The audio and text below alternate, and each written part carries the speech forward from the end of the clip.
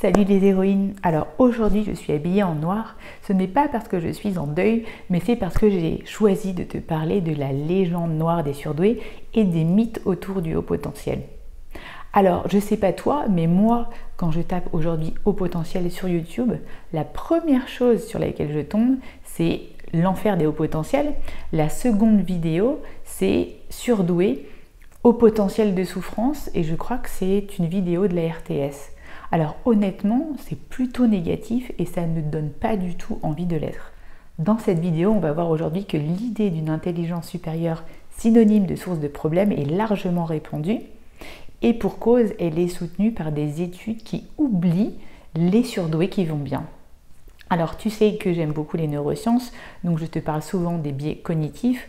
Aujourd'hui, j'ai choisi de te parler aussi des biais d'échantillonnage de certaines études. Alors, c'est parti!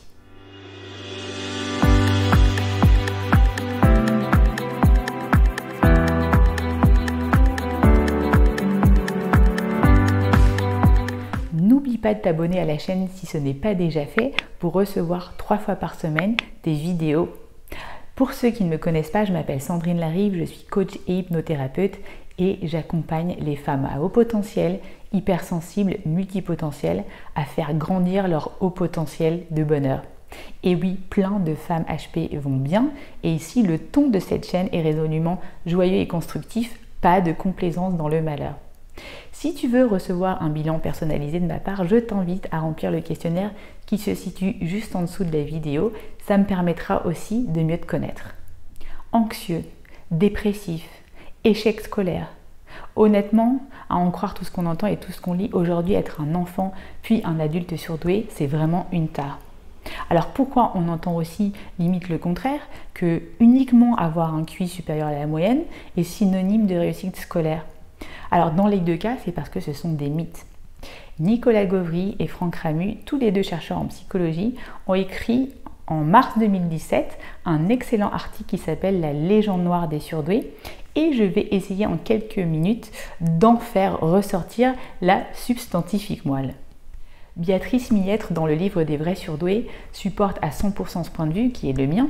Elle nous dit même que dans certaines recherches internationales, qui ne font pas forcément le consensus en France, les surdoués, les hauts potentiels iraient même mieux que les autres car ils sont plus résilients et ils possèdent aussi intrinsèquement des qualités qui sont des composantes d'un épanouissement personnel.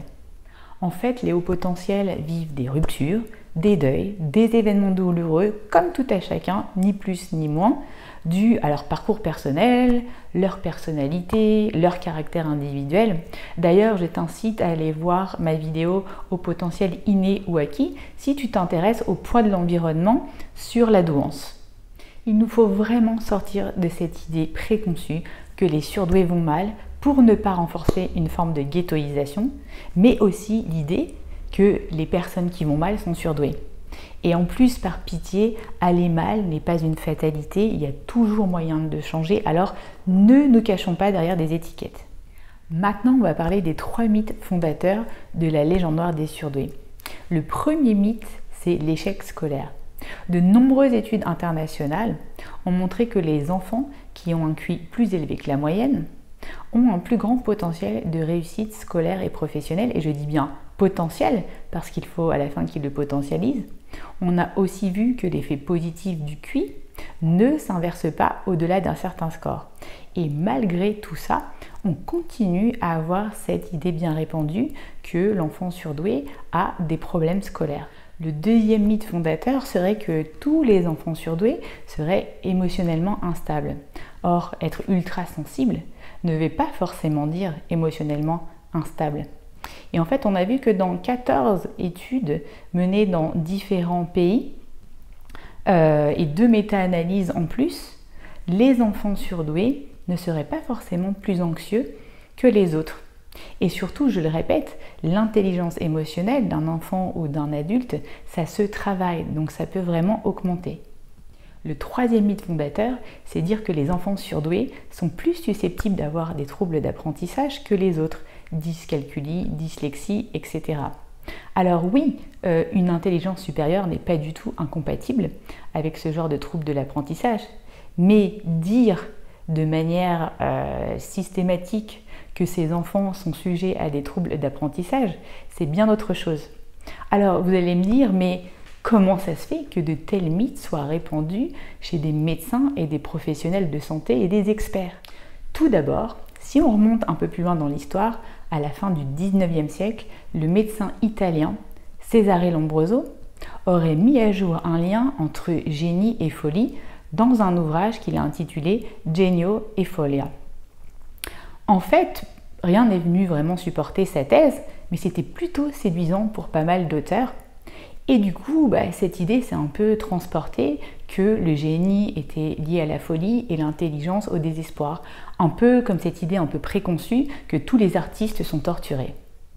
L'hypothèse la plus probable, c'est cette idée de biais d'échantillonnage qui veut qu'on tire des conclusions à partir d'échantillons non représentatifs de la population générale. La crise du Covid a d'ailleurs pu mettre en exergue beaucoup de ces biais d'échantillonnage. Or, les professionnels qui écrivent sur le sujet sont des médecins, des psychiatres, etc. Et donc, je te le donne en mille, qui va consulter ces personnes? Eh bien, des personnes qui souffrent et qui vont mal de la simple difficulté aux troubles pathologiques. Ce qui se passe en fait, c'est que pour mieux évaluer la situation, les psychologues ou les médecins font passer des tests de QI et là, ils se retrouvent parfois en présence de personnes surdouées. Et là, c'est difficile de ne pas avoir ce biais de dire que voilà, il y a beaucoup de personnes qui vont mal, qui sont surdouées. Mais c'est une erreur de raisonnement. Pour que ce soit juste, il faudrait étudier et comparer la prévalence de ça chez les surdoués par rapport à la population générale. Et du coup, faire en sorte qu'on ait un échantillon représentatif de la population générale et pas seulement de la population qui consulte les psys. Idem, il y a beaucoup de parents qui viennent consulter pour leurs enfants lorsqu'il y a suspicion d'un professeur de douance et qu'ils imaginent leur faire sauter une classe. Mais tous les enfants surdoués n'ont pas besoin de sauter une classe. Certains vont exprimer leur précocité intellectuelle en étant des grands perturbateurs et d'autres vont être tout simplement les meilleurs élèves de la classe, vont en être très contents et vont être très contents de travailler mieux que les autres. Troisième point, certaines associations de parents surdoués ou d'adultes surdoués entretiennent aussi ce mythe. Combien de fois j'ai vu dans ces associations des gens se complaire dans une espèce d'idée de la souffrance et que tous les hauts potentiels ont des problèmes et c'est hyper difficile pour eux quand on parle de joie d'être surdoué. Il y en a même qui se rebellent complètement et d'ailleurs je trouve que la série HPI avec Morgan Alvaro a mis un sacré coup de pied là-dedans et j'en suis ravie. En bref, les surdoués ordinaires sont des personnes qui n'auront peut-être jamais l'occasion de passer un test et donc sont des surdoués qui s'ignorent. Le quatrième point, c'est aussi l'influence des médias. Tu sais très bien que les médias n'aiment pas trop les thèses scientifiques en demi-teinte et qu'ils préfèrent les thèses radicales. Alors, comme le rappellent les deux auteurs, être surdoué, ce n'est pas forcément être vacciné contre les problèmes. Je le rappelle et aussi je ne veux en aucun cas nier la souffrance des personnes concernées. En revanche, dire que le HP c'est forcément avoir des problèmes, c'est une erreur fondamentale. Tu peux aller mieux et mon job c'est de t'aider à aller mieux. Alors, si tu as aimé cette vidéo, je te propose de me mettre un petit like et de la partager avec le plus grand nombre de surdoués et de hauts potentiels possible. C'est important de faire passer ce genre de message. Ciao ciao les héroïnes, bye bye.